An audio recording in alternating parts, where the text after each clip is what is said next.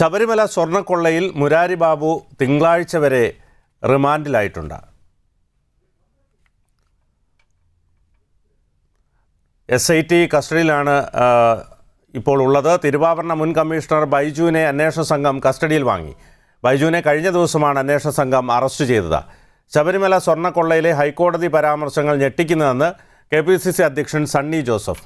Case അന്വേഷിക്കുന്ന SITക്ക് മുഖ്യമന്ത്രിയുടെ ഓഫീസിൻ്റെ സമ്മർദ്ദമുണ്ടെന്ന് പ്രതിപക്ഷ നേതാവ് VD സതീശൻ പറഞ്ഞു. സ്വർണ്ണക്കൊള്ളയിൽ കഴിഞ്ഞ 3 ദേവസ്വം മന്ത്രിമാർക്കും ദേവസ്വം ബോർഡ് പ്രസിഡന്റുമാർക്കും വ്യക്തമായ പങ്കുണ്ടെന്ന് കോൺഗ്രസ് പ്രവർത്തക സമിതി അംഗം രമേശ് ചെന്നിത്തലയും കൂട്ടിച്ചേർത്തു. ഏതായാലും വാസു ഒരു ചെറിയ മീനല്ല. വാസുവിലെത്തിയ അന്വേഷണ സംഘത്തിന് മെല്ലെപ്പോക്കുള്ളതായും ആരോപണമുണ്ട്. വാസു വമ്പൻ സ്രാവോ എന്ന വിഷയമാണ് ഡിബേറ്റ് 360 പരിശോധിക്കുന്നത്. ഇന്ന് ഈ ചർച്ചയിൽ എന്നോടൊപ്പം കോൺഗ്രസ് പ്രതിനിധി തൗഫീഖ് രാജൻ, ഇടതു നിരീക്ഷകൻ LR വിനയചന്ദ്രൻ, വലതു നിരീക്ഷകൻ ബിജു നായർ, രാഷ്ട്രീയ നിരീക്ഷകൻ AK സാദിഖ് എന്നിവരാണ് അതിഥികളിലേക്ക് എത്തുന്നതിന് മുമ്പ് ആദ്യം പ്രതിപക്ഷ നേതാവിൻ്റെ വാക്കുകൾ കേൾക്കാം. വാസുവിലെത്തിയിട്ടും വാസുവിനെ രക്ഷിക്കാൻ വേണ്ടിയിട്ടുള്ള ശ്രമങ്ങൾ, അതിനു വേണ്ടിയിട്ടുള്ള സമ്മർദ്ദങ്ങൾ SITയുടെ മീതെ ഉണ്ട്. ഗവൺമെന്റിന്റെ ഭാഗത്തു നിന്നുണ്ട്, മുഖ്യമന്ത്രിയുടെ ഓഫീസിൽ നിന്നുണ്ട്. SITയുടെ മീതെ അതിശക്തമായ സമ്മർദ്ദങ്ങളുണ്ട്. SIT അതിനെ അതിജീവിക്കാനാണ് നമ്മൾ നോക്കുന്നത്. വാസുവിൽ എത്തിച്ചേരുന്ന കൃത്യമായ കാര്യങ്ങളെല്ലാം ഉണ്ട്, എല്ലാ കാര്യമുണ്ട്. പക്ഷെ അറസ്റ്റിലേക്ക് നീങ്ങുന്നില്ല. അവിടെയാണ് സംശയം വരുന്നത്. ശബരിമലയിലെ സ്വർണ്ണ കവർച്ചയെക്കുറിച്ച് പ്രതിപക്ഷം പറഞ്ഞ കാര്യങ്ങളെല്ലാം കോടതി ഇപ്പോൾ കൃത്യമായി അത് തന്നെ പറഞ്ഞിരിക്കുകയാണ്. ദ്വാരപാലക ശില്പങ്ങൾ മാത്രമല്ല, കട്ടളപ്പാളിയും ശ്രീകോവിലിലെ വാതിലുകളിൽ ക്ലാഡ് ചെയ്ത സ്വർണം വരെ അടിച്ചു മാറ്റിയെന്നുള്ള ഗുരുതരമായ ആശങ്കയാണ് ഇപ്പോൾ ഹൈക്കോടതി പ്രകടിപ്പിച്ചിരിക്കുന്നത്.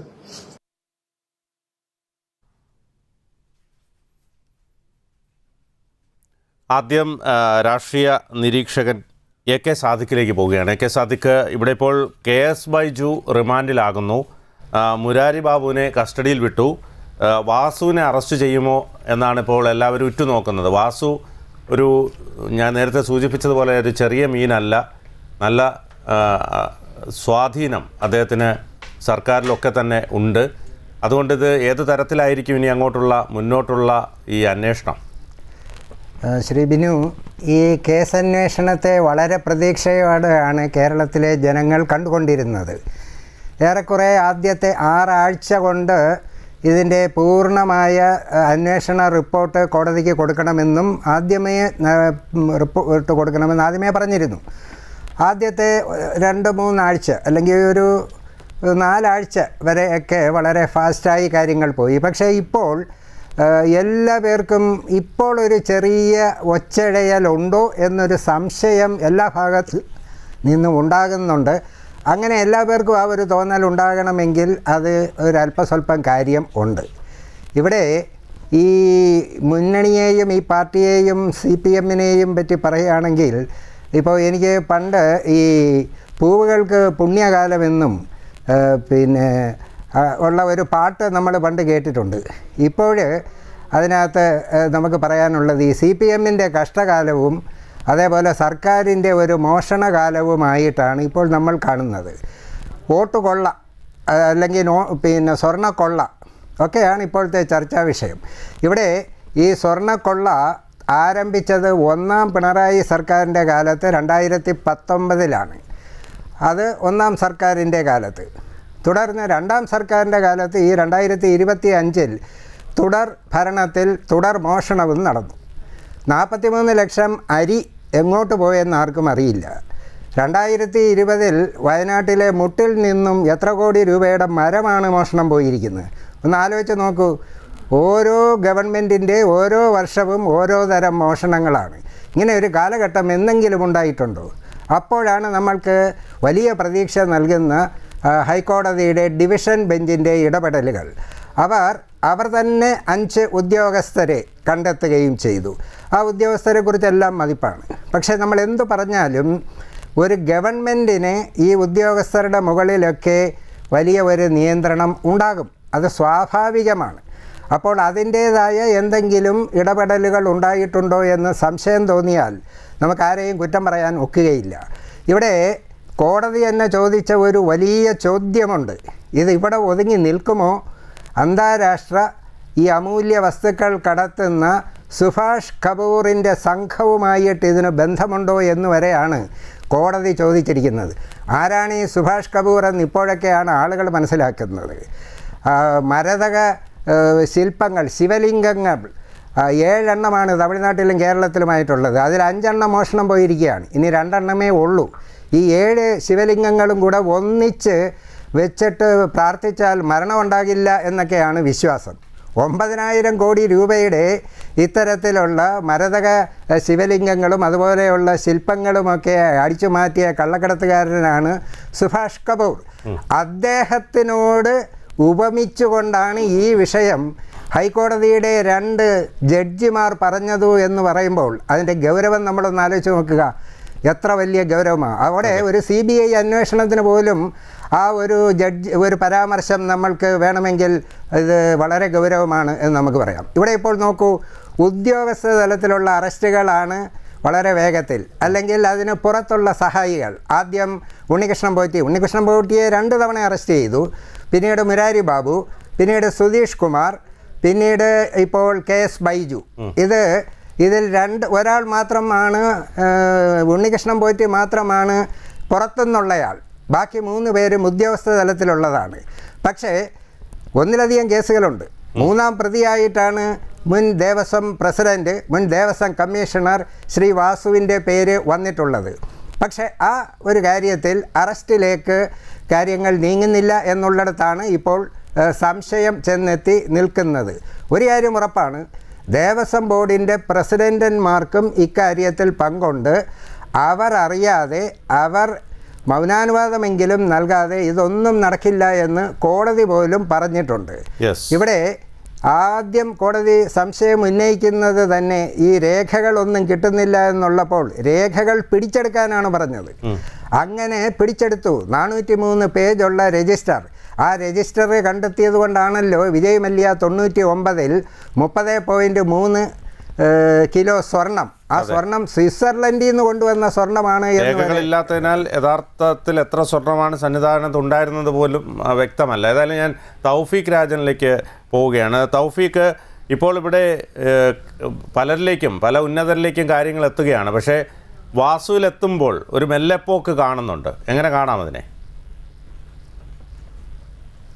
ബിനു അങ്ങ് ആമുഖത്തിൽ സൂചിപ്പിച്ചതുപോലെ ഈ വാസു ചെറിയ മീനല്ല, മറിച്ച് വമ്പൻ സ്രാവാണ് എന്ന് അടിവരയിടുന്ന സംഭവ വികാസങ്ങളാണ് ദൈനംദിനം സംഭവിച്ചുകൊണ്ടിരിക്കുന്നത്, അല്ലെങ്കിൽ കേരളത്തിലെ പൊതുസമൂഹത്തിന് വ്യക്തമായിക്കൊണ്ടിരിക്കുന്നത് എന്നുള്ള കാര്യത്തിൽ യാതൊരു വിധത്തിലുമുള്ള സംശയത്തിന്റെ ആവശ്യമില്ല.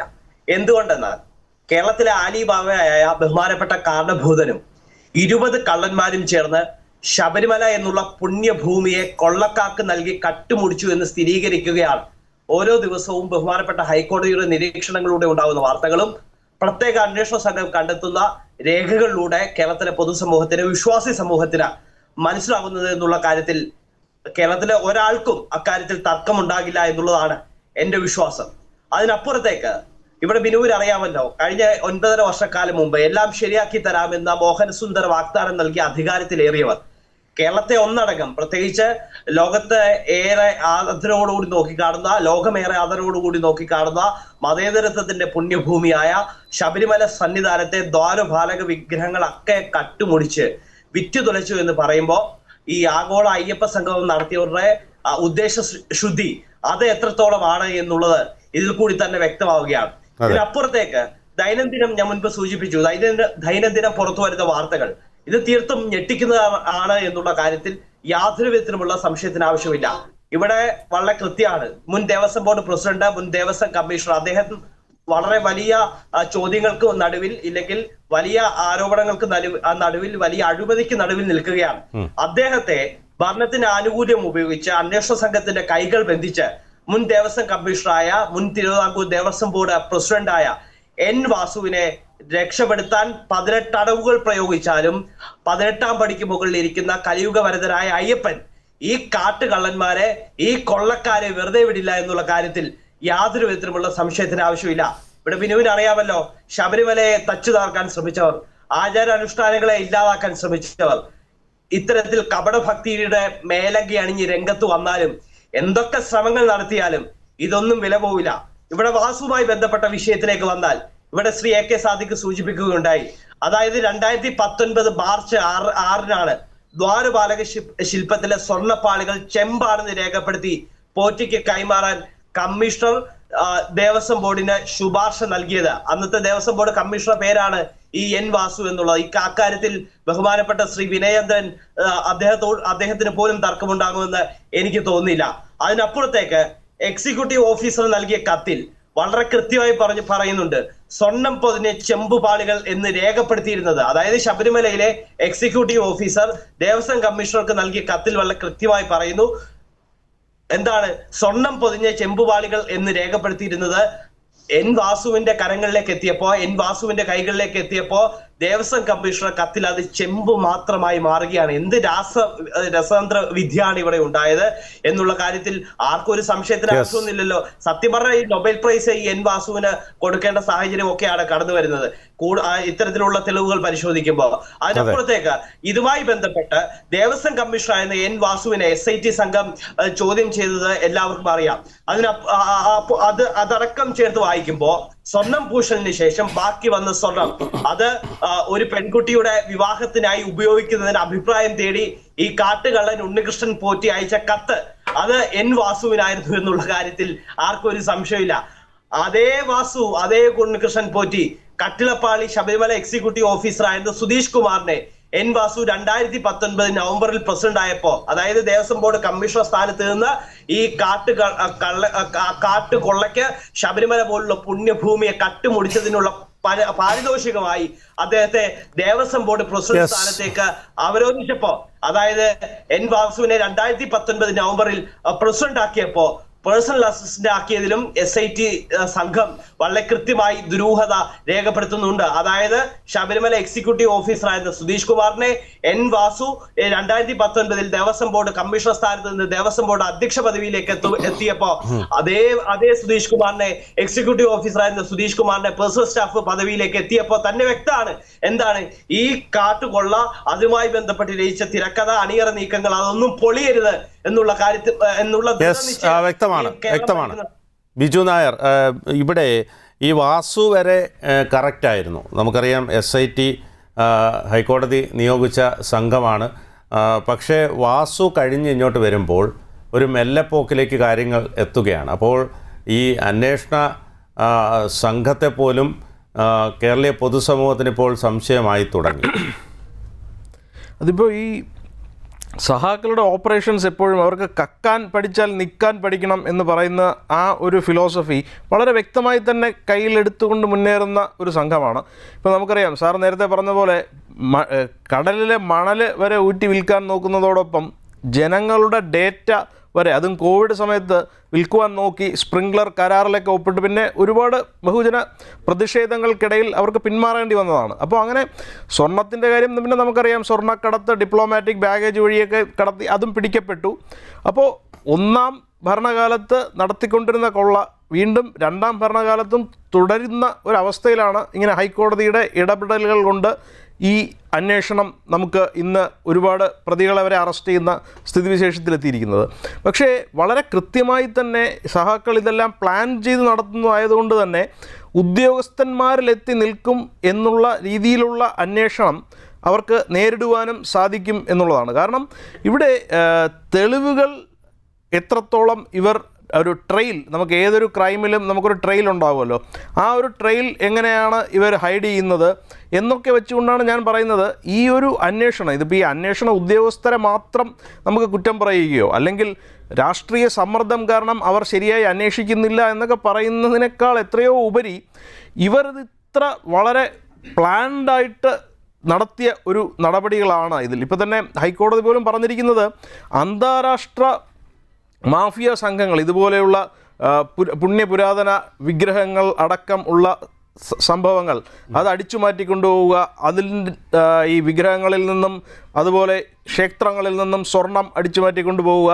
ഇത്തരത്തിലൊക്കെ വർക്ക് ചെയ്യുന്ന മാഫിയയുമായിട്ട് വളരെ സാമ്യപ്പെടുത്താവുന്ന ഒരു രീതിയിലാണ് ഇവർ ഈ കൊള്ളയൊക്കെ ആസൂത്രണം ചെയ്തിരിക്കുന്നത്.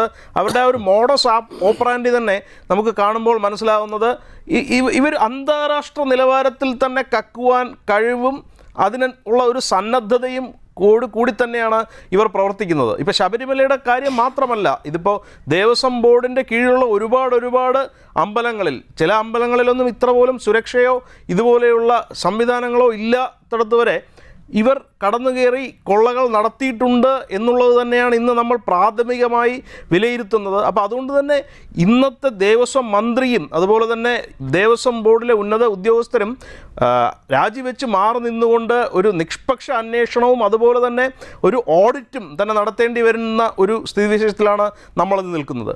മാത്രവുമല്ല, തെരഞ്ഞെടുപ്പ് വളരെ അടുത്ത് നിൽക്കുന്ന ഈ ഒരു കാലഘട്ടത്തിൽ നമ്മുടെ സർക്കാരിനെ ഏതൊക്കെ നിലയിലാണ് വിലയിരുത്തേണ്ടി വരുന്നത് എന്നുള്ളതാണ് ഇവിടെ ഏറ്റവും വേദനാജനകമായ കാര്യം. കാരണം സാധാരണ നമ്മളൊരു സർക്കാരിനെ വിലയിരുത്തുന്നത് അവരുടെ ഭരണ നേട്ടം വെച്ചായിരിക്കും.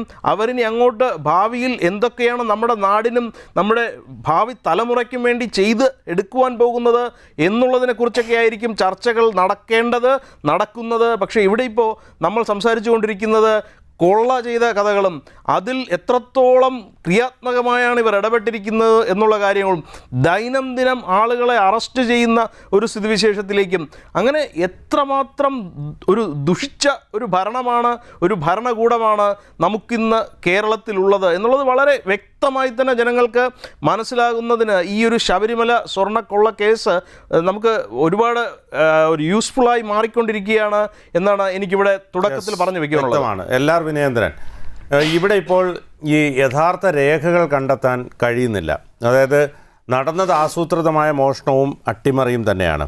1998 സ്വർണം പൂശുന്ന ജോലികൾക്ക് മേൽനോട്ടം വഹിച്ചത് ദേവസ്വം മരാമത്ത് വിഭാഗമായിരുന്നു. അന്നത്തെ മരാമത്ത് ചീഫ് എഞ്ചിനീയറെയും ഇതിനായി ഉത്തരവിലൂടെ ചുമതലപ്പെടുത്തിയിരുന്നു. അതിനാൽ രേഖകൾ മരാമത്ത് വകുപ്പിൻ്റെ കൈവശം ഉണ്ടാകുമെന്ന പ്രതീക്ഷയിൽ വിജിലൻസ് വിവരങ്ങൾ തേടിയിരുന്നു. എന്നാൽ രേഖകൾ മരാമത്ത് വകുപ്പിൽ ഉണ്ടാകാൻ സാധ്യതയില്ലെന്നും തിരുവാഭരണം കമ്മീഷണർ ഓഫീസിലാണ് ഉണ്ടാകേണ്ടതുമെന്നാണ് ചില ഉദ്യോഗസ്ഥർ നൽകുന്ന സൂചന. ഇപ്പോൾ ഈ പറഞ്ഞതുപോലെ ഇതിൻ്റെ യഥാർത്ഥ പ്രതികളെ വെളിച്ചത്ത് കൊണ്ടുവരാൻ കഴിയാത്ത വിധത്തിൽ ഇത് കീഴ്മേൽ മറിഞ്ഞ് അലങ്കോലമായി കിടക്കുന്ന ഒരവസ്ഥ കൂടിയാണ്. എങ്ങനെ കാണാം ഇതിനെ? ശ്രീ ബിനു, ഇവിടെ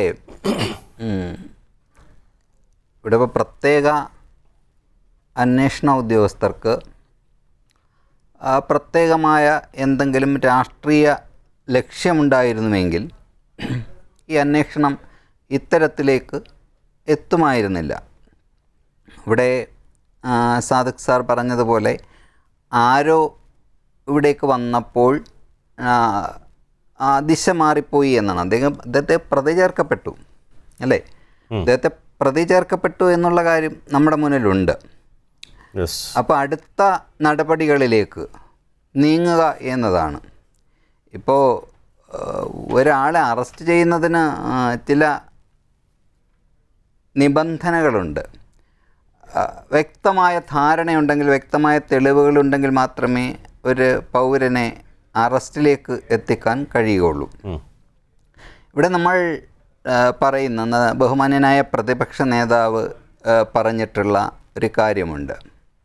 അതായത് അന്താരാഷ്ട്ര തലത്തിലുള്ള ബിസിനസ്സുകാർ ഈ ശബരിമല ക്ഷേത്രത്തിൽ എത്തിയിട്ടുണ്ടെന്നും അവർക്ക് അതിനു വേണ്ടിയുള്ള ഒത്താശ ചെയ്തു കൊടുത്തവരാണ് അവിടെ ഇരിക്കുന്നവരും എന്നുള്ള അഭിപ്രായം പറഞ്ഞിട്ടുണ്ട്.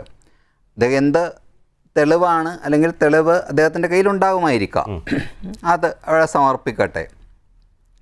ഇവിടെ ശ്രീ ബിനു, നമ്മൾ കാണേണ്ടത് ഒരുപക്ഷെ ലോകം തന്നെ ഉറ്റുനോക്കുന്ന ഒരു പരിപാവനമായ ഒരു ക്ഷേത്രത്തിൽ നടക്കുന്ന കാര്യങ്ങളെക്കുറിച്ചുള്ള ചർച്ചയാണ് ഈ ദിവസങ്ങളിൽ കുറേ ദിവസങ്ങളായി നടന്നുകൊണ്ടിരിക്കുന്നത് എന്ന വസ്തുത നമ്മുടെ മുന്നിലുണ്ട്.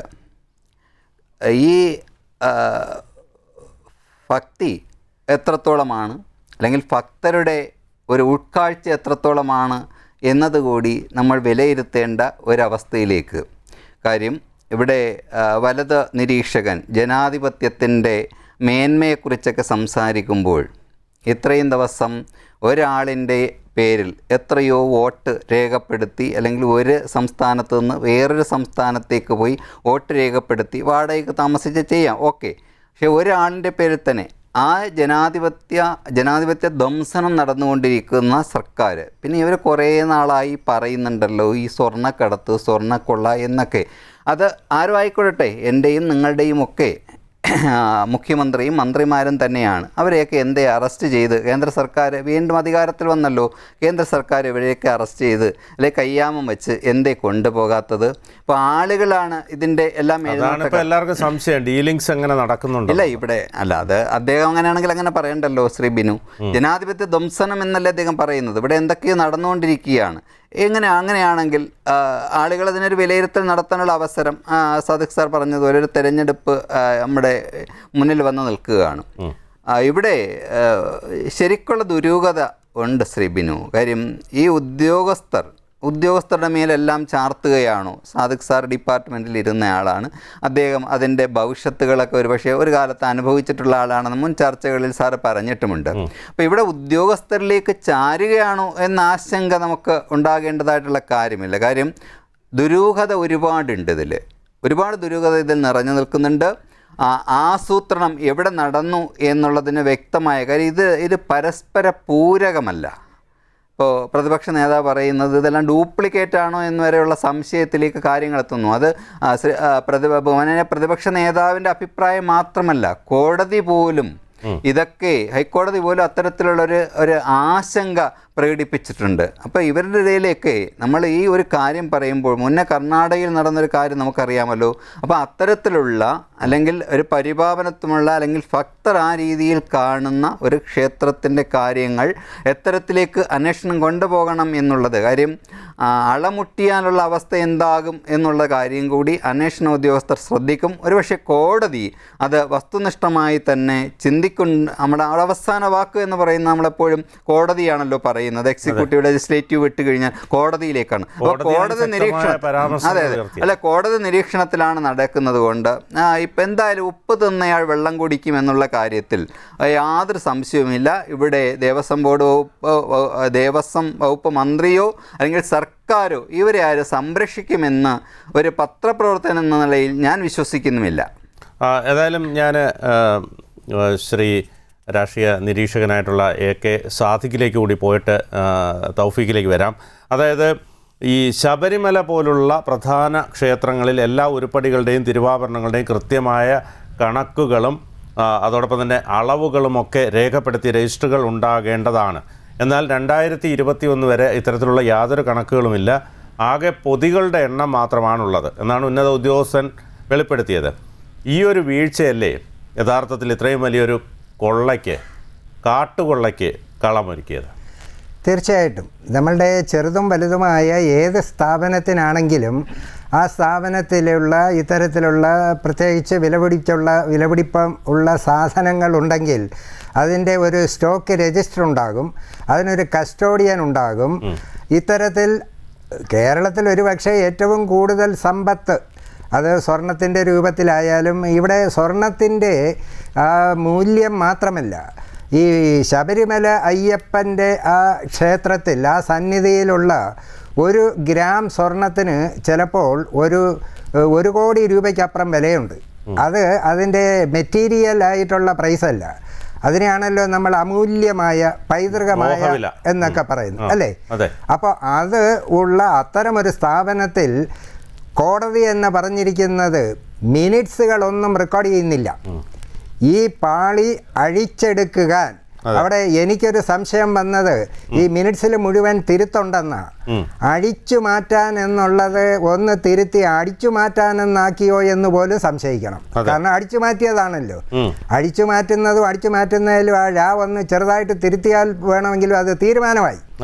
മറ്റൊന്ന് കോടതി പറഞ്ഞത് ദേവസ്വം ബോർഡ് ചെയർമാനും പ്രസിഡന്റും 2 അംഗങ്ങളും കൂടി ചേർന്നെടുക്കുന്ന നയപരമായ തീരുമാനങ്ങൾ ഉന്നത ഉദ്യോഗസ്ഥർ അറിയുന്നതിന് മുമ്പ് നമ്മളുടെ ഉണ്ണികൃഷ്ണൻ പോറ്റിയാണ് അറിയുന്നത്.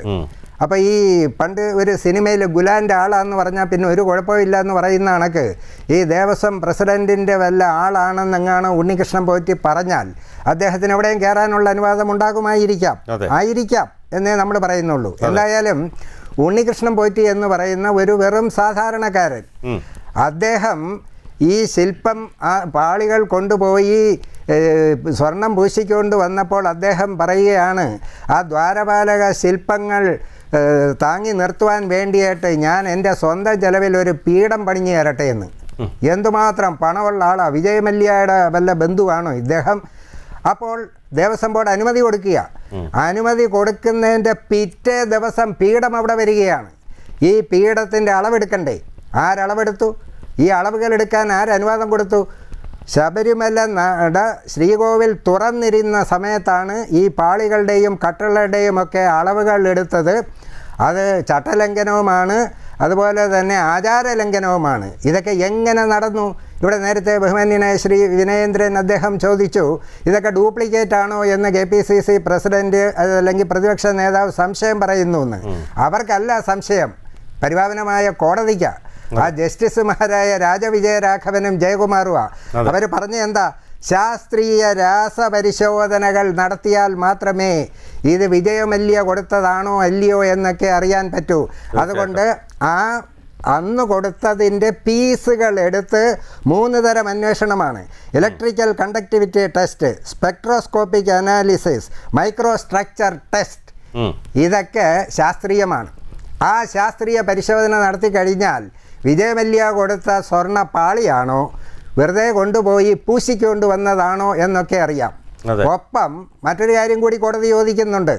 വിജയമല്യ ഈ പറയുന്ന 2.5 കിലോ 351 പവൻ സ്വർണം ഉപയോഗിച്ചുകൊണ്ട് നൽകിയ കട്ടള, ആ കട്ടള ഇപ്പോൾ എവിടെയാണ് എന്നുള്ളതാണ് അറിയേണ്ടത്. കാരണം അതിൻ്റെ ആ കട്ടള അവിടെ മാറ്റി വെച്ചിട്ടാണ് ചെന്നൈയിൽ നിന്നും സ്വർണം പൂശിയത് കൊണ്ടുവന്നത്. ആ പൂശിയത് കൊണ്ടുവന്നപ്പോൾ ഈ പഴയ കട്ടള കൊണ്ടുപോകാൻ ഉണ്ണികൃഷ്ണൻ പോറ്റിക്ക് അനുവാദം കൊടുത്തോ?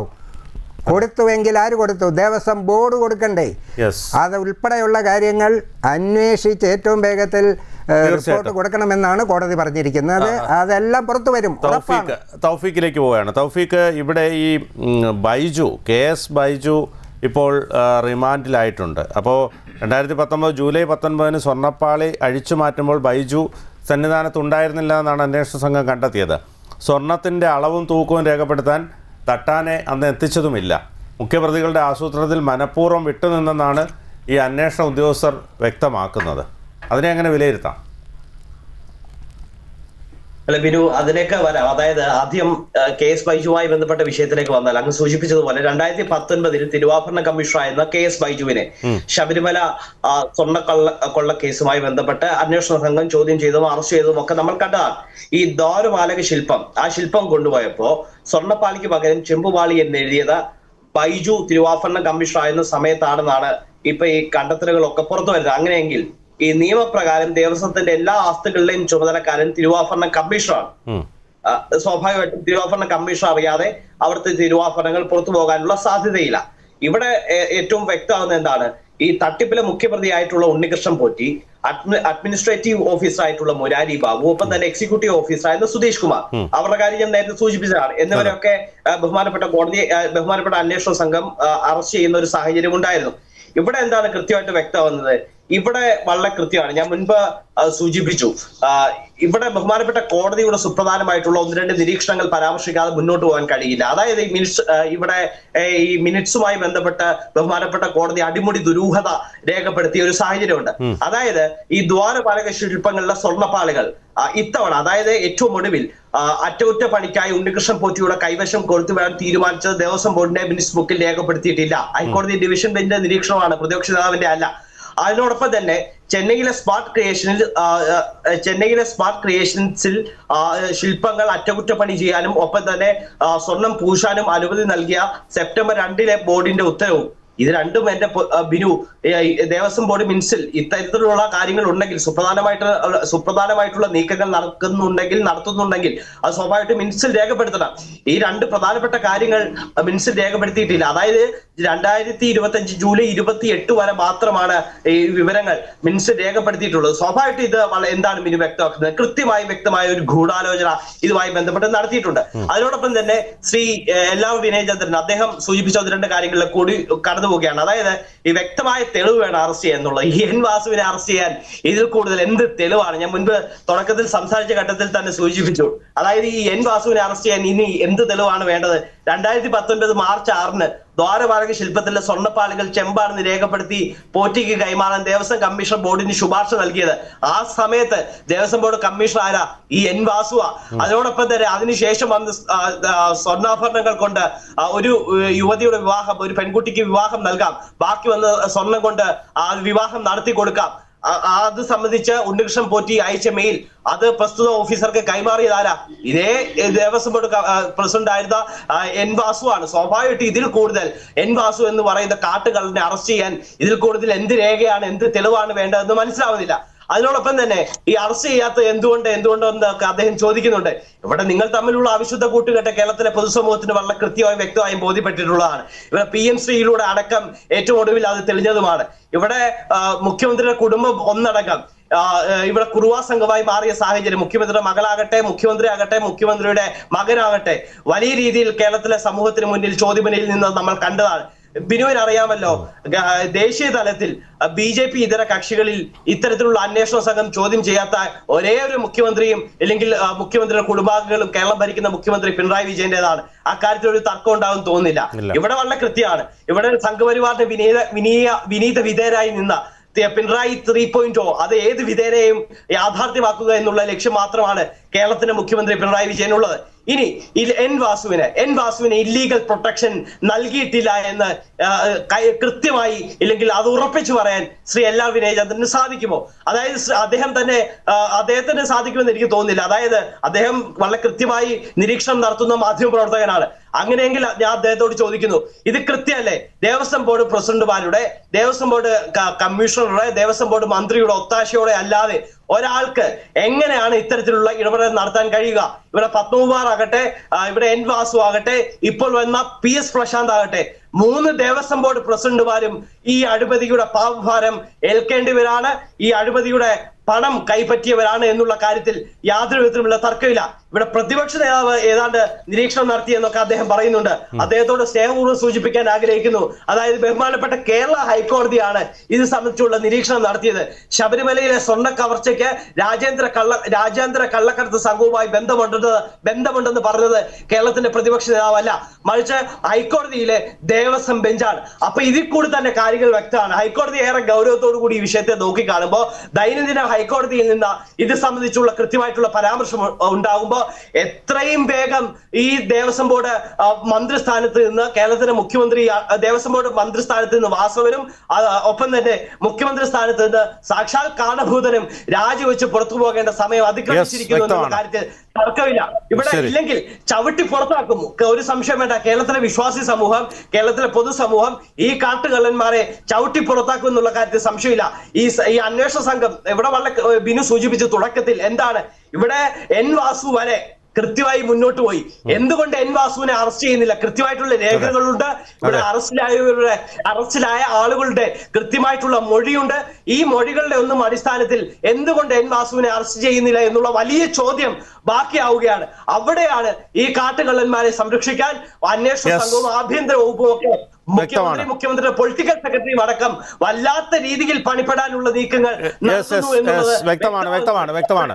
ശബരിമല ശ്രീകോവിലിലെ കട്ടളയിൽ നിന്ന് സ്വർണം കവർന്ന കേസിലെ 3ാം പ്രതിയും ദേവസ്വം ബോർഡ് മുൻ പ്രസിഡന്റും 2019 ദേവസ്വം കമ്മീഷണറുമായിരുന്ന എൻ വാസു ദേവസ്വം ബോർഡിൽ ഉള്ളപ്പോഴും ഇല്ലാതിരുന്നപ്പോഴും ശക്തമായ ഇടപെടൽ നടത്തിയിരുന്നതായാണ് വിവരം ലഭിച്ചത്.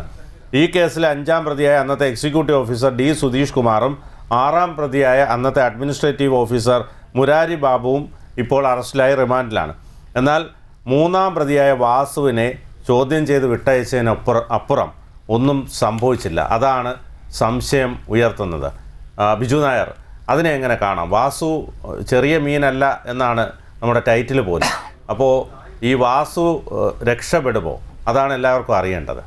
അല്ല, ഇവിടിപ്പോൾ നമുക്ക് മുമ്പ് സംസാരിച്ച സഹാവ് വളരെ കൃത്യമായിട്ട് അദ്ദേഹം പറയുകയാണ്, തെളിവുണ്ടെങ്കിലേ അറസ്റ്റ് ചെയ്യാൻ പറ്റുള്ളൂ, മാത്രമല്ല ഉപ്പ് തിന്നവർ വെള്ളം കുടിക്കും എന്നുള്ള പഴഞ്ചൊല്ലാണ് അദ്ദേഹം പറയുന്നത്. പിന്നെ മുഖ്യമന്ത്രി നമുക്ക് ഒരുപാട് പഴഞ്ചൊല്ലുകൾ പഠിപ്പിച്ചു തന്നിട്ടുണ്ട്. അതായത് എന്താണ്, നമ്മുടെ മടിയിൽ കനമുള്ളവനെ ഭയക്കേണ്ട കാര്യമുള്ളൂ എന്നൊക്കെയുള്ള രീതിയിൽ. പക്ഷേ ഈ പഴഞ്ചൊല്ലുകൾക്കപ്പുറത്തേക്ക് ഇവർ കരുതിക്കൂട്ടി നടത്തിയ ഒരു കൊള്ളയാണ് ഇത് എന്നുള്ളതാണ് ഇവിടെ നമുക്ക് കൃത്യമായി മനസ്സിലാകുന്നത്. അതിൻ്റെ കാരണം ഈ ഉദ്യോഗസ്ഥന്മാർ മാത്രം സ്വന്തം ഒരു നിലയിൽ, ചുമതലയിൽ ഇത്തരത്തിലുള്ള വലിയ ഗുരുതരമായ ഒരു ക്രിമിനൽ ആക്ട് അത് ചെയ്യും എന്ന് നമുക്ക് യാതൊരു വിധത്തിലും ഊഹിക്കുവാൻ പോലും സാധിക്കില്ല. അങ്ങനെ അവർ ചെയ്യാൻ യാതൊരു സാധ്യതയുമില്ല. മാത്രമല്ല, എപ്പോഴും നമ്മൾ മനസ്സിലാക്കുന്നത് ഇപ്പോൾ സഹാക്കൾ ഭരണത്തിലിരിക്കുമ്പോഴാണ് ഇതുപോലെയുള്ള കാട്ടുകൊള്ളകൾ നടക്കുന്നത് എന്നുള്ളതാണ്. കാരണം ഇത് മുകളിൽ നിന്ന് ഉള്ള ഒരു നിർദ്ദേശപ്രകാരം തന്നെ ഈ ഉദ്യോഗസ്ഥർ അവരുടെ പ്ലാനുകൾ നടത്തിയെടുക്കുന്ന ഒരു സ്ഥിതിവിശേഷത്തിലാണ് ഉള്ളത്. അപ്പോൾ അതുകൊണ്ട് തന്നെയാണ്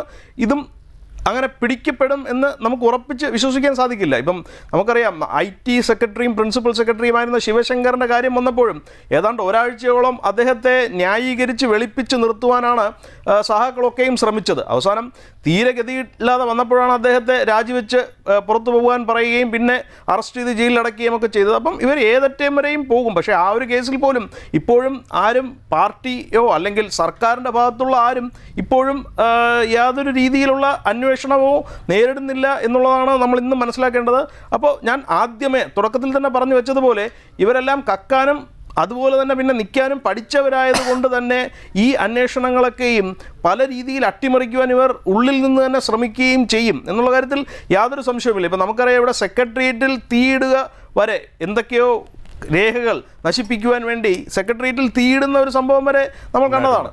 അപ്പം ഈ വിജിലൻസ് അന്വേഷണം ഏറ്റവും കൂടുതൽ ഇവർ ഉപയോഗിക്കുന്നത് തന്നെ കേന്ദ്ര ഏജൻസികളുടെ അന്വേഷണത്തെ അട്ടിമറിക്കാനാണ്. കാരണം കേന്ദ്ര അന്വേഷണം പ്രഖ്യാപിച്ചുകൊണ്ടിരിക്കുന്ന കേസുകളിൽ ഇവർ വിജിലൻസ് അന്വേഷണം പ്രഖ്യാപിച്ചുകൊണ്ട് ആ ഫയലുകൾ പൂഴ്ത്തിക്കളയുന്നു. അതോടുകൂടി ആ അന്വേഷണം ഒരുപാട് മന്ദഗതിയിലേക്ക് പോകുന്ന സ്ഥിതിവിശേഷത്തിലേക്ക് വരികയാണ്.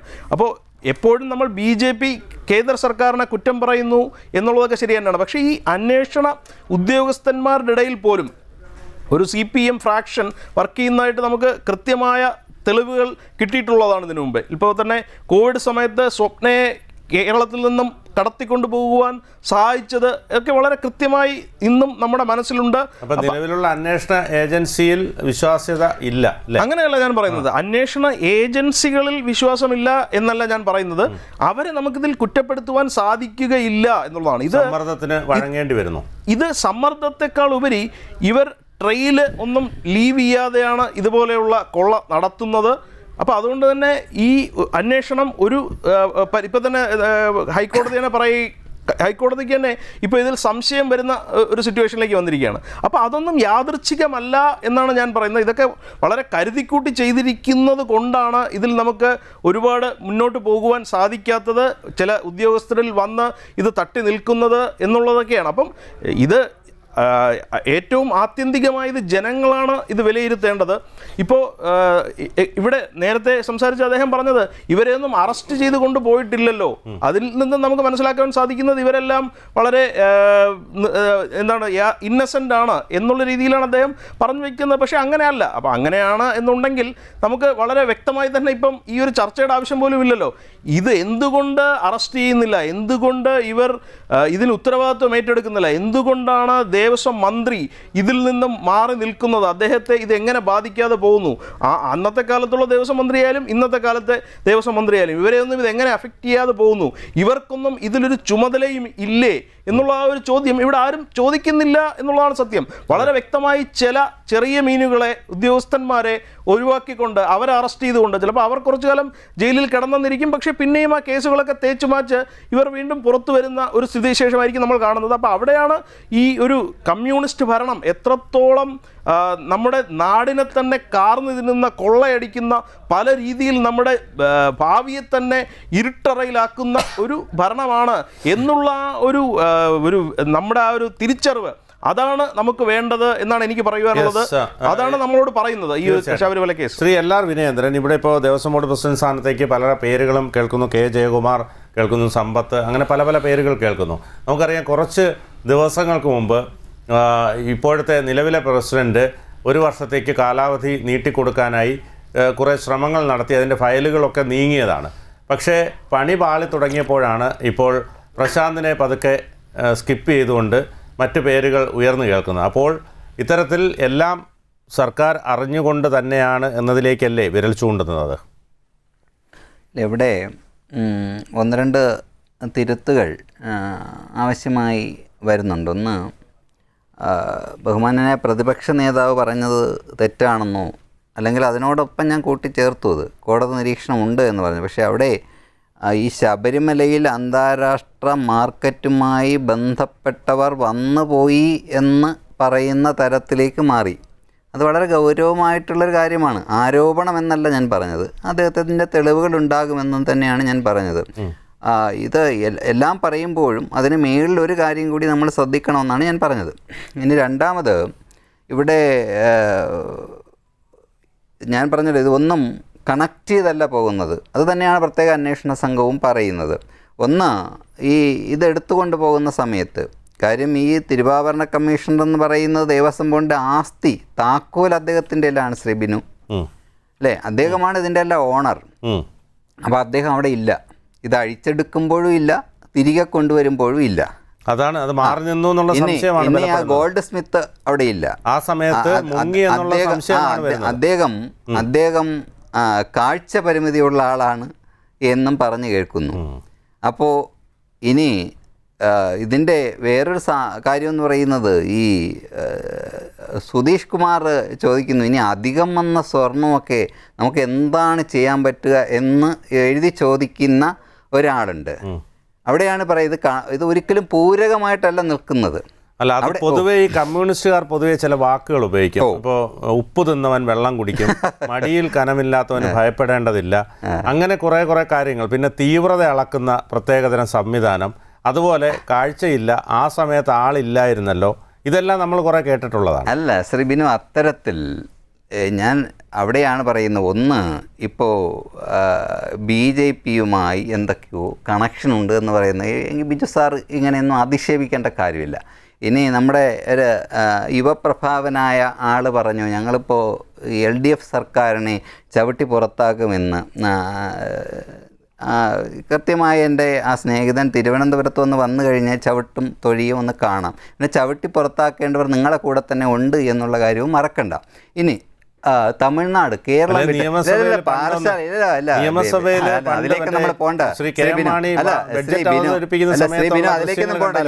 ഞാൻ അതിൻ്റെ വക്താവായി വന്നിരിക്കുകയല്ല. ഇനി തമിഴ്നാട് കഴിഞ്ഞ് അപ്പുറത്തോട്ട് ഇദ്ദേഹം ചവിട്ടാൻ പോകുമോ? വലിയൊരു ചോദ്യമാണ്. തമിഴ്നാട് കഴിഞ്ഞിട്ട് കേരളത്തിൻ്റെ പാറശാല വരെയല്ലേ ചവിട്ടുള്ളൂ, അല്ലെങ്കിൽ കാസർഗോഡ് വരെയല്ലേ ചവിട്ടുള്ളൂ. അതിനപ്പുറത്തോട്ട് ചവിട്ടുമോ? ചവിട്ടില്ല. അപ്പോൾ ഇത് നമുക്ക് ഇവിടെ മനസ്സിലാകേണ്ടത്, ഇത് നേരത്തെ കൈപൊള്ളിയതാണ്. ഇടപെട്ട് കൈപൊള്ളിയതാണ്. ഇവിടുത്തെ അട്ടിപ്പേർ അവകാശികൾക്ക് വരെ കൈപൊള്ളിയതാണ്. കോൺഗ്രസിനും ഒട്ടും മോശമല്ലാതെ കൈപൊള്ളി. പക്ഷേ മണ്ണും ചാരി നിന്ന ആളുകൾ പെണ്ണും കൊണ്ടുപോയി എന്നുള്ളതാണ്. അവർ പോലും ബോധം കെട്ട് വീഴുന്ന ഭൂരിപക്ഷം അവർക്കുണ്ടായത് അങ്ങനെയാണ്. അപ്പോൾ അത്തരത്തിലേക്ക് ഇതൊരു രാഷ്ട്രീയ അജണ്ടയാക്കി മാറ്റുന്നുവെങ്കിൽ അത് ഭക്തർ തിരിച്ചറിയുമെന്നുള്ളത് എല്ലാവർക്കും മനസ്സിലായി. അങ്ങ് സംസാരിച്ചപ്പോൾ ഞാൻ സംസാരിച്ചില്ല. ഒരു മര്യാദ അങ്ങ് കാണിക്കണം, ചർച്ചയുടെ ഒരു മര്യാദ കാണിക്കണം. എനിക്ക് അങ്ങയോട് സ്നേഹക്കുറവൊന്നുമില്ല. അങ്ങ് പറയുന്നത് ഞാനും അംഗീകരിക്കാൻ തയ്യാറാണ്. അറസ്റ്റ് ചെയ്യേണ്ടവർ അറസ്റ്റ് ചെയ്യട്ടെ എന്നുള്ളത് തന്നെയാണ്. അപ്പോൾ ഇവിടെ ഒന്ന്, സമീപ ദിവസങ്ങളിൽ തന്നെ ഇവർ കൊടുക്കുന്ന മൊഴി ഇനി ഈ ശ്രീ ബിനു, നമ്മൾ സർക്കാരിനെയും ദേവസ്വം ബോർഡ് മന്ത്രിയും ഒക്കെ പറയുമ്പോൾ യാതൊരു കാരണവുമില്ലാത്ത ഒരാൾ, നമുക്കറിയാം അവർ ഈ അവിടെയുള്ള പോലീസ് ഉദ്യോഗസ്ഥർ ആ ക്ഷേത്രത്തിൻ്റെ നട കഴുകിയിട്ട് അതിലൂടെ ജസ്റ്റ് ഞാനൊന്ന് പാസ് ചെയ്ത എന്നെ അവർ പിടിച്ച് തെള്ളി മറിച്ചിട്ട കാര്യം എനിക്ക് ഓർമ്മയുണ്ട്. മനസ്സിലായില്ലേ? അവിടെയുള്ള ഉദ്യോഗസ്ഥർ അറിയാതെ ഈ ഉണ്ണികൃഷ്ണൻ എന്ന് പറയുന്ന ആൾ, അദ്ദേഹത്തിന് പോറ്റി എന്നാണ്, ആരെ പോറ്റിയതാണ് നമുക്കറിയില്ല. ഈ ഉണ്ണികൃഷ്ണൻ എന്ന് പറയുന്ന ഈ ഉണ്ണികൃഷ്ണൻ എന്ന് പറയുന്ന ആൾ ഇവിടെ കൊള്ള നടത്തിയ ആൾ മാത്രമല്ല, അദ്ദേഹത്തിൻ്റെ കുടുംബ പശ്ചാത്തലത്തിലേക്ക് അദ്ദേഹം ചെയ്തിട്ടുള്ള ഒരു ക്രിമിനൽ പശ്ചാത്തലം അദ്ദേഹത്തിനുണ്ട്. അദ്ദേഹത്തിന്റെ ഭാര്യ അല്ല, ഇത് ശ്രീ ബിനു, ഈ 2016 മുതൽ 2025 വരെ ഭരിച്ചത് പിണറായി സർക്കാരാണ്. അങ്ങ് പറയുന്നത് കേൾക്കൂ. പിന്നെ ഇനിയുള്ളത് എൻ്റെ സ്നേഹിതനാണ് ശ്രീ PS പ്രശാന്ത്. അദ്ദേഹം ഒരു രാഷ്ട്രീയ കക്ഷിയിൽ നിന്ന് ഈ തെരഞ്ഞെടുപ്പ് കഴിഞ്ഞപ്പോൾ മാറിപ്പോയ ആളാണ്. അതുകൊണ്ട് അദ്ദേഹത്തെ എല്ലാവരും കൂടി ഇങ്ങനെ പക്ഷെ ഒരു ദേവസ്വം ഞാൻ പറഞ്ഞു വരാം. അത് അതിന്റെ നിരീക്ഷണം എന്താണ്, അത് അദ്ദേഹവും പറഞ്ഞു എന്താണ്, 2019 നടന്ന കാര്യമാണ് എന്ന ഒരു വാമൊഴി അദ്ദേഹം അവിടെ പറയപ്പെട്ടു. അപ്പോൾ അദ്ദേഹത്തിൻ്റെ ഉത്തരവാദിത്വത്തിൽ നിന്ന് അദ്ദേഹത്തിന് ഒഴിഞ്ഞു നിൽക്കാൻ കഴിയില്ല എന്ന് തന്നെയാണ് കോടതി പറഞ്ഞിട്ടുള്ളത്. എന്ന് വിചാരിച്ച് ഈ കൊള്ളയെല്ലാം നടത്തിയതിന് പിന്നിൽ ഇദ്ദേഹമാണ് എന്ന് വരുത്തി തീർക്കാനുള്ള ഒരു ശ്രമം അല്ല. അങ്ങനെയല്ല ശ്രീ വിനയേന്ദ്രൻ. ഇവിടെ നമ്മളൊരു ദേവസ്വം ബോർഡ് എന്നൊരു സംവിധാനമുണ്ട്. പ്രത്യേകിച്ച് പിണറായി സർക്കാർ ഭരിക്കുമ്പോൾ ഏത് ഡിപ്പാർട്ട്മെൻറ്റിലും എവിടെയും ഒരു ഇല അനങ്ങിയാൽ പോലും അതറിയാതെ പോകുന്നു എന്ന് പറയുമ്പോൾ പിന്നെ ഇവരെയൊക്കെ വെച്ചിരിക്കുന്ന എന്തിനാണ്? ദേവസ്വം മന്ത്രി, ദേവസ്വം ബോർഡ് പ്രസിഡന്റ്, ദേവസ്വം ഉദ്യോഗസ്ഥർ. ഇവിടുന്ന് ഇത്രയും വലിയ ചെറിയൊരു മുട്ടുസൂചി അല്ലല്ലോ കൊണ്ടുപോയി. അല്ല ശ്രീ ബിനു, ഇത് ശബരിമല ഉണ്ടാകുന്ന ഇത്തരത്തിലുണ്ടാകുന്ന ബോർഡുമായി ഉണ്ടാകുന്ന ഇഷ്യൂ ഇത് ആദ്യമായിട്ടൊന്നും അല്ല. നമ്മുടെ തിരുവനന്തപുരത്തുകാരനായ അത് നമ്മളോട് അടുപ്പമുള്ള ഒരാളാണ്. അദ്ദേഹം ദേവസ്വം ബോർഡ് മന്ത്രിയായിരിക്കുമ്പോൾ കുടുംബത്തിൽപ്പെട്ട ഒരാളിനെതിരെ ഉണ്ടായ ആരോപണം എൻ്റെ കോൺഗ്രസിൻ്റെ നേതാവ് മറക്കണ്ട. അപ്പോൾ ഇതെല്ലാം നമ്മൾ തിരുവനന്തപുരത്ത് വസിക്കുന്ന ആൾ തന്നെയാണ് കേട്ടോ. അപ്പോൾ ഇതൊക്കെ ഞാൻ അതിലേക്കൊന്നും പോകണമെന്ന് ആഗ്രഹിച്ചതല്ല. പക്ഷേ അദ്ദേഹം എന്നെ പക്ഷമായ ഒരു രാഷ്ട്രീയക്കാരനാക്കി മാറ്റിക്കൊണ്ട് ആക്രമണം നടത്തിയത് കൊണ്ട് മാത്രമാണ് ഞാനത് പറയുന്നത്. അപ്പോൾ ഇതൊന്നും ആദ്യമായിട്ടുള്ള കാര്യമല്ല. പിന്നെ കേസ് വരുന്നതും ഇത് ആദ്യം 1986 മുതലേ ഒരു ഭക്തൻ നടത്തിയ കേസ് മുതൽ ഇങ്ങോട്ട് കേസുകളുടെ ഒരു എന്താണ് ഒരു അതൊക്കെ ഓക്കെ. പക്ഷെ അതേക്കാൾ ഉപരി ഇതുപോലുള്ളൊരു കാട്ടുകൊള്ള നടന്നിരിക്കുന്നത് ഇതുമായി ബന്ധപ്പെട്ടുള്ള വർഷം 2019 മുതൽ 25 വരെയാണ് ഇത്രയും അധികം പ്രശ്നങ്ങൾ ഉണ്ടായിട്ടുള്ളത്. ശ്രീ ബിനു, ഇത് ഇപ്പോൾ അവിടെ അതാണ് പറയുന്നത്. ഇത് നമ്മുടെ എല്ലാം മുന്നിലുള്ളത് ഒരു ക്ഷേത്രമായാലും ഒരു ക്രിസ്ത്യൻ ചർച്ചായാലും ഒരു മുസ്ലിം ചർച്ചായാലും ഒക്കെ വിശ്വാസികളെന്ന് പറയുന്ന ഒരു സമൂഹമുണ്ട്. അതിൽ മറ്റു കാര്യങ്ങളിലേക്ക് നമ്മൾ പോകണ്ട. ആ വിശ്വാസികളുടെ ഒരു വിശ്വാസത്തെ തടസ്സപ്പെടുത്തിക്കൊണ്ട് ആര് ഏത് രീതിയിൽ നിൽക്കുന്നുവോ അതിനൊരിക്കലും അദ്ദേഹം പറഞ്ഞല്ലോ ഒരു കാലത്ത് അതുണ്ടായി കഴിഞ്ഞാൽ അങ്ങനെ തെറ്റ് പറ്റിയെങ്കിൽ ആ തെറ്റിനെ ചൂണ്ടിക്കാണിക്കാൻ അവിടെ എന്താണ് സംഭവിച്ചത് എന്ന് പറഞ്ഞ് അതിനെ തിരുത്തുവാൻ ഒരു പക്ഷേ അന്ന് ആ പാർട്ടി സെക്രട്ടറി തയ്യാറായി തിരുവനന്തപുരത്ത് കൂടിയുള്ള വീടുകൾ കയറി ഇറങ്ങിയതും ആളുകളൊക്കെ ആക്രോശിച്ച സംഭവമൊക്കെ നമുക്കറിയാം. അപ്പോൾ അത്തരത്തിൽ ഒരു തരത്തിലേക്ക് ഈ സർക്കാർ കൂട്ടുനിൽക്കില്ല എന്ന് തന്നെയാണ് ഞാൻ വിശ്വസിക്കുന്നത്. ശരി, AK സാദിഖിലേക്ക് പോവുകയാണ്. ശ്രീ AK സാദിഖ്, ഇത്തരത്തിൽ ഞാൻ പറഞ്ഞില്ലേ വാസുവിലെത്തി ഇങ്ങനെ തട്ടി നിൽക്കുന്നു. അതുകൊണ്ടൊരു നീതിയുക്തമായ അന്വേഷണം അല്ലെങ്കിൽ ഒരു ഫലപ്രാപ്തി കേരളീയ ഭക്തർ അല്ലെങ്കിൽ പൊതുസമൂഹമൊക്കെ ഉറ്റുനോക്കുകയാണ്. ഭഗവാന്റെ സ്വർണ്ണം ആരാണ് കൊണ്ടുപോയതെന്ന് അറിയാൻ. അപ്പോൾ ഒരു നീതിയുക്തമായ ഉത്തരത്തിലേക്ക് എത്താൻ കഴിയുമോ? വളരെ ചുരുക്കി, സമയക്കുറവുണ്ട്. തീർച്ചയായിട്ടും എത്താൻ പറ്റും. അത് രണ്ട് രീതിയിൽ പറ്റും. ഒന്ന്, ഈ അന്വേഷണ കമ്മീഷൻ്റെയും കോടതിയുടെ ഇടപെടലുകൾ കൊണ്ട് തന്നെ പറ്റും. അതിലൊക്കെ ഉപരി അയ്യപ്പൻ്റെ കടാക്ഷം കൊണ്ടും പറ്റും. ഒരാഴ്ച കൂടി കഴിയുമ്പോൾ 17-ാം തീയതി മണ്ഡലകാലം ആരംഭിക്കുക. ഒരു പക്ഷേ ഈ അറസ്റ്റ് ഇപ്പോൾ ഒരല്പം നീട്ടുന്നതും വൈകിക്കുന്നതുമൊക്കെ മണ്ഡലകാലം വന്നാൽ പിന്നെ ഒരു ജനുവരി വരെ പിന്നെ ഇതൊരു ചർച്ചാ വിഷയമായി ആരും വലുതായി കൊണ്ടുവരികയില്ല. പിന്നെ മറ്റൊന്ന്, ഈ മോന്തായം വളഞ്ഞാൽ കഴുക്കോലെല്ലാം വളയും. ഇപ്പം കഴുക്കോലുകളെല്ലാം വളഞ്ഞത് കണ്ടെത്തി. കഴുക്കോലുകളെല്ലാം വളഞ്ഞാലും മോന്തായം വളയും.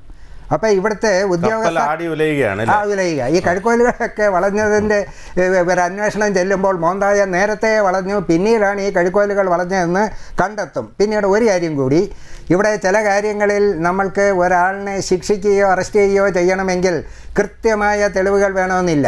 സാഹചര്യ തെളിവുകളുടെ അടിസ്ഥാനത്തിൽ ശിക്ഷിക്കപ്പെട്ട എത്രയോ കേസുകൾ നമ്മൾക്കറിയാം. ഇവിടുത്തെ സാഹചര്യ തെളിവുകൾ മുഴുവൻ മുൻ പ്രസിഡന്റിന് എതിരാണ്. കമ്മീഷണറായിരുന്ന ആള് റിട്ടയർ ചെയ്ത് 7 മാസം കഴിയുമ്പോൾ അദ്ദേഹം പ്രസിഡന്റ് ആകുന്നു. മറ്റൊരു ഉദ്യോഗസ്ഥൻ അദ്ദേഹത്തിൻ്റെ PA ആകുന്നു. അങ്ങനെ അങ്ങോട്ട് കൂട്ടി വായിച്ചു പോകുമ്പോൾ ഓർഗനൈസ്ഡ് ലൂട്ട്, സംഘടിതമായ കൊള്ളയാണ് ഇവിടെ നടന്നിട്ടുള്ളത്. ബിജു നായർ, ഈ പറഞ്ഞതുപോലെ ഈ സംവിധാനം താങ്കൾ നേരത്തെ സൂചിപ്പിച്ചതുപോലെ ഈ സഖാക്കളെ പേടിക്കുന്ന ഒരു സംവിധാനത്തിലേക്ക് എത്തുന്നുവെന്ന് പറയുന്നു. ശരിക്കും പറഞ്ഞാൽ ഇത്തരത്തിൽ ദേവസ്വം ബോർഡും ദേവസ്വം മന്ത്രിയും എല്ലാവരും ഇരിക്കുകയാണ് ഇത്തരത്തിലൊരു കാട്ടുകൊള്ള നടക്കുന്നത്. സ്വാഭാവികമായും ഈ ഒരു സംവിധാനം മാറ്റി ഇപ്പോൾ ഈ പറഞ്ഞതുപോലെ ഇങ്ങനെയാണെങ്കിൽ ഞങ്ങൾ അറിഞ്ഞില്ല, എല്ലാ ഉദ്യോഗസ്ഥരും ചെയ്തതാണെന്ന് പറയാനാണെങ്കിൽ ഒരു IAS ഓഫീസറും അനുബന്ധ ആളുകളെയും വെച്ചുകൊണ്ട് ഇത് ഓടിക്കുന്നതല്ലേ നല്ലത്? അല്ല, ഇവിടെ ഇപ്പം നമുക്ക് മുമ്പ് സംസാരിച്ച സഹാബ് അദ്ദേഹം വളരെ കൃത്യമായിട്ട് പോറ്റിയെ തള്ളി പറയുന്നത് നമ്മളെല്ലാവരും ഇവിടെ കേട്ടുകൊണ്ടിരിക്കുകയാണ്. പക്ഷേ ഈ പോറ്റിയെ കൊണ്ടുവന്നത് തന്നെ സഹാക്കളാണോ എന്നുള്ളത് നമുക്ക് എല്ലാവർക്കും അറിയാം. ഇതും ഇവരുടെ ഒരു പ്ലേ ബുക്കാണ്. ഇപ്പം തന്നെ നമുക്ക് വളരെ ക്ലിയർ ആയിട്ട് അറിയാം, സ്വപ്നയെ കൊണ്ടുവന്നപ്പോൾ അവരെന്തോ വലിയ ഉദ്യോഗസ്ഥയായിരുന്നതായിരുന്നു. പക്ഷേ കുറച്ചു കാലം കഴിഞ്ഞ് ഈ കേസുകളെല്ലാം പിടിക്കപ്പെട്ടപ്പോൾ അവർ അനഭിമിതരായി പതുക്കെ അവരെക്കുറിച്ച് കുറ്റം പറയുകയായി, പിന്നെ അവർ ബുക്ക് എഴുതുന്നു. അങ്ങനെയാണ് സംഭവിക്കുന്നത്. അപ്പം ഇവർ ഈ കൊണ്ടുവന്നവർ ഇവരുടെ കൊള്ളയ്ക്ക് സഹായിക്കുവാൻ വേണ്ടി ഇവർ തന്നെ കൊണ്ടുവരുന്ന ആളുകളാണ്. അപ്പോൾ ഉദ്യോഗസ്ഥന്മാർ അവർക്ക് കൂട്ടുനിൽക്കുകയാണ്. ഇവരെല്ലാം ഇതിൻ്റെ മുകളിൽ നിൽക്കുന്നവരുടെ ഓരോരോ നിർദ്ദേശങ്ങളനുസരിച്ച് പ്ലാനുകളനുസരിച്ച് തന്നെയാണ് പ്രവർത്തിക്കുന്നത്. പക്ഷേ പിടിക്കപ്പെടുകയാണെങ്കിൽ അതിൽ നിന്ന് എത്ര സമർത്ഥമായി തടിയൂരി രക്ഷപ്പെടുവാൻ സാധിക്കും എന്നുള്ളതിനെക്കുറിച്ചും ഇവർക്ക് വ്യക്തമായ ബോധ്യമുണ്ട്. അപ്പോൾ അതുകൊണ്ട് തന്നെയാണ് ഇത് ഒരു പ്ലേ ബുക്കിൻ്റെ അടിസ്ഥാനത്തിൽ, ഇപ്പോൾ ഹൈക്കോടതി പറയുന്നത് ഇതൊരു ഇൻ്റർനാഷണൽ മാഫിയ പ്രവർത്തിക്കുന്നത് പോലെയാണ് ഇവിടെ ഇപ്പോൾ പ്രവർത്തിച്ചിരിക്കുന്നത് എന്നുള്ളതാണ്. അപ്പം അത് തന്നെയാണ് ഞാനിവിടെ കൃത്യമായി കാണുന്നത്. അപ്പോൾ ഇവർ ഈ പറയുമ്പോൾ ന്യായീകരിക്കുവാൻ ശ്രമിക്കുന്നതും ഏതാണ്ട് അതേ നിലവാരത്തിൽ തന്നെയാണ്. കാരണം എങ്ങനെയും ഈ ചെറിയ മീനുകളിൽ ഒതുക്കി ഈ അന്വേഷണം തള്ളിക്കളയണം, വലിയ മീനുകൾ അടുത്ത കൊള്ളയിലേക്ക് നീങ്ങണം എന്നുള്ള ഒരു പ്ലാനാണ് ഇവർ ഓൾവേസ് വെച്ച് നടത്തുന്നത്. ഇവിടെയും അത് തന്നെയാണ് നമുക്ക് കാണുവാൻ സാധിക്കുന്നത്. തൗഫീഖ് ലൈനിലുണ്ടോ? തൗഫീഖ് കേൾക്കാൻ കഴിയുന്നുണ്ടോ?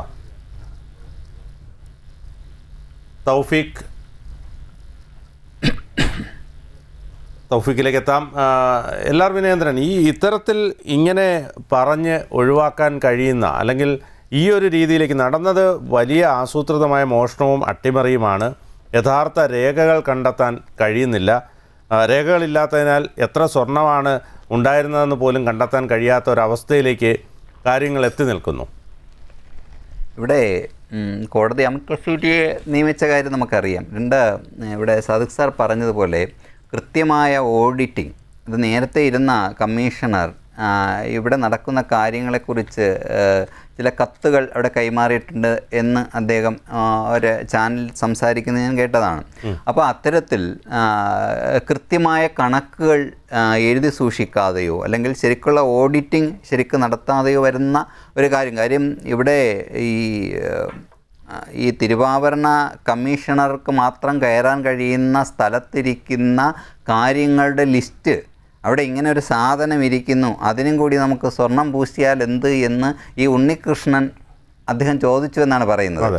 അപ്പോൾ ഈ തിരുവാഭരണ കമ്മീഷണർക്ക് മാത്രം കയറി പരിശോധിക്കാൻ കഴിയുന്ന സ്ഥലത്ത് പോലും ഇദ്ദേഹം കടന്നു കയറിയിരിക്കുന്നു. അപ്പോൾ സാദിഖ് സാർ പറയുന്നത് പോലെ ഉദ്യോഗസ്ഥരെ അങ്ങനെ കുറ്റപ്പെടുത്താൻ വേണ്ടി, അല്ലെങ്കിൽ ഉദ്യോഗസ്ഥരിലേക്ക് ഒരു പഴിചാരാൻ വേണ്ടിയല്ല. സാർ ഇത് കണക്ട് ചെയ്ത് നോക്കണം. അതായത് ഈ സ്വർണം പൂശുന്ന സമയത്ത്, അല്ല ഇത് അഴിച്ചു മാറ്റുന്ന സമയത്ത് അവിടെ ഉണ്ടാവണം എന്ന് പറഞ്ഞ് കത്ത് കൊടുത്തയാൾ, ആ കത്ത് കൊടുത്തയാൾ സ്വീകരിച്ച ആളില്ല. ഈ അധികം വന്ന സ്വർണം എന്ത് ചെയ്യുന്നു? അപ്പോൾ ഈ ഇതിൻ്റെ ഗ്യാരണ്ടി പുള്ളിക്കുകയാണ്. അതും കള്ളൻ്റെ കയ്യിൽ തന്നെയാണ് ഗ്യാരണ്ടി കൊടുത്തിരിക്കുന്നത്. അദ്ദേഹം പറയുന്നു, ഒരു പാവപ്പെട്ട കുട്ടിയുണ്ട്, എത്രയോ പാവപ്പെട്ട കുട്ടികൾ ഇവിടെ ഉണ്ട് ശ്രീ ബിനു, അവരുടെയൊക്കെ കല്യാണം നടത്താൻ ഇദ്ദേഹം ഈ സർക്കാരിൻ്റെ എന്തെങ്കിലും പ്രതിനിധിയാണോ? പാവങ്ങളുടെയൊക്കെ കല്യാണം നടത്താൻ ഇറങ്ങിത്തിരിക്കുന്നുവെങ്കിൽ പിന്നെ ഒരുപാട് പേർക്ക് വീടില്ല, ഇതൊക്കെ. അപ്പോൾ അങ്ങനെ നമുക്ക് കൊടുത്താലോ എന്നൊക്കെ ചിന്തിക്കുകയാണ്. ഇത് ഒരു കുടുംബക്ഷേത്രത്തിൽ, ഇത് ഞാനും എൻ്റെ സഹോദരങ്ങളും ഒരു സിനിമയിൽ നമ്മൾ പറയുന്നത് പോലുള്ള അവസ്ഥയിലേക്ക് കാര്യങ്ങളെ കൊണ്ടെത്തിച്ചു. അപ്പോൾ ശ്രീ ബിനു ചോദിച്ചതാണ്, ഇത് കൃത്യതയോടുകൂടി ഇതിനൊരു നിരീക്ഷണം നടത്തേണ്ടിയായിരുന്നു എന്നുള്ളതാണ്. അതാണ് ഇവിടെ കോടതിയും ചോദിക്കുന്നത്. എന്തുകൊണ്ട് അത്തരത്തിൽ ഒരു നിരീക്ഷണം നടത്തിക്കൂടാ എന്നുള്ള കാര്യം കോടതിയും ചോദിക്കുന്നത് അവിടെയാണ് സർക്കാർ അതിന് മറുപടി നൽകുമെന്ന് തന്നെയാണ് ഞാൻ വിശ്വസിക്കുന്നത്. അത് ഈ കൂട്ടിക്കുഴച്ച് അതിനെ ശരി AK സാദിഖ് ഈ പറഞ്ഞതുപോലെ ഇതിൽ ഒരു വ്യക്തത വരുത്തേണ്ടത് കേരളീയ പൊതുസമൂഹം ആഗ്രഹിക്കുന്ന ഒരു സംഭവം കൂടിയാണ്. അതിലേക്ക് എത്താൻ ഇപ്പോൾ ഈ വാസുവിൽ വന്ന് നിൽക്കുകയാണ്. അപ്പോൾ അത് ഏത് തരത്തിലായിരിക്കും ഇനി അങ്ങോട്ടുള്ള അന്വേഷണം? ഇത് ഇപ്പോൾ നമ്മൾ ഈ റോഡുകൾ ചിലത് 4 വരിക്ക് വന്നിട്ട് ഇപ്പോൾ ഒരു ബോട്ടിൽ നെക്ക് വരുന്നത് പോലെ ഒരു ബോട്ടിൽ നെക്കിലാണ് ഈ വാസു എന്ന വ്യക്തി വന്നപ്പോൾ ഒന്ന് മുട്ടി നിൽക്കുന്നത്. പക്ഷേ അതങ്ങനെ കൂടുതൽ ദിവസം നിൽക്കാൻ പറ്റില്ല. കാരണം ഇതിൻ്റെ 6 ആഴ്ച എന്ന് പറയുന്നതിൽ 4 ആഴ്ചയിൽ കൂടുതൽ കഴിഞ്ഞു. 2 കൂടിയേ ഇനി ഉള്ളൂ. ഈ 2 ആഴ്ച ആ കാലാവധി ഇനിയും നീട്ടിക്കൊടുക്കാനുള്ള സാധ്യതയില്ല. അതിനു മുമ്പേ ഈ പറയുന്ന ശാസ്ത്രീയ അന്വേഷണങ്ങളൊക്കെ നടത്താനാണ് പറഞ്ഞിരിക്കുന്നത്. പിന്നീട് അവിടെ വരുന്നത് ഇത് ദേവസ്വം ബോർഡ് പ്രസിഡൻറ്റോ മെമ്പർമാരോ പോളിസി ഡിസിഷൻ എടുത്ത് കൊടുക്കാതെ ഇതൊന്നും പറ്റുകയില്ല. ആ പോളിസി ഡിസിഷൻ അവരെടുത്തിട്ടുണ്ട്, പക്ഷേ എടുത്ത ഡിസിഷൻസ് ഒന്നും മിനിറ്റ്സ് ബുക്കിൽ രേഖപ്പെടുത്തിയിട്ടില്ല. ആ മിനിറ്റ്സ് ബുക്കിൽ രേഖപ്പെടുത്താത്തത് തന്നെ കൈയൊഴിയാനും ഏതായാലും ശബരിമല പോലുള്ള പ്രധാനപ്പെട്ട ക്ഷേത്രങ്ങളിൽ എല്ലാ ഉരുപ്പടികളുടെയും തിരുവാഭരണങ്ങളുടെയും കൃത്യമായ കണക്കുകളും അളവുകളും ഒക്കെ സൂക്ഷിക്കേണ്ട രജിസ്റ്ററുകൾ ഉണ്ടാകേണ്ടതാണ്. ഇതൊക്കെ എവിടെ പോയി എന്നുള്ള ചോദ്യമാണ് അവശേഷിക്കുന്നത്. ഏതായാലും വാസുവിലെത്തി അന്വേഷണം ഒന്ന് മെല്ലപ്പോക്കിലെത്തി നിൽക്കുന്നൊരവസ്ഥ കൂടിയാണ്. അതുകൊണ്ട് തന്നെ ഇതിൻ്റെ അന്വേഷണം ഏത് തരത്തിൽ പോകുമെന്ന് നമുക്ക് കാത്തിരുന്ന് കാണാം. ഇന്ന് ഈ ചർച്ചയിൽ എന്നോടൊപ്പം പങ്കെടുത്ത കോൺഗ്രസ് പ്രതിനിധി തൗഫീഖ് രാജൻ, ഇടതു നിരീക്ഷകൻ LR വിനേന്ദ്രൻ, വലത് നിരീക്ഷകൻ ബിജു നായർ, രാഷ്ട്രീയ നിരീക്ഷകൻ AK സാദിഖ് എന്നിവരായിരുന്നു അതിഥികൾ. എല്ലാവർക്കും നന്ദി. ജയ് ഹിന്ദ്.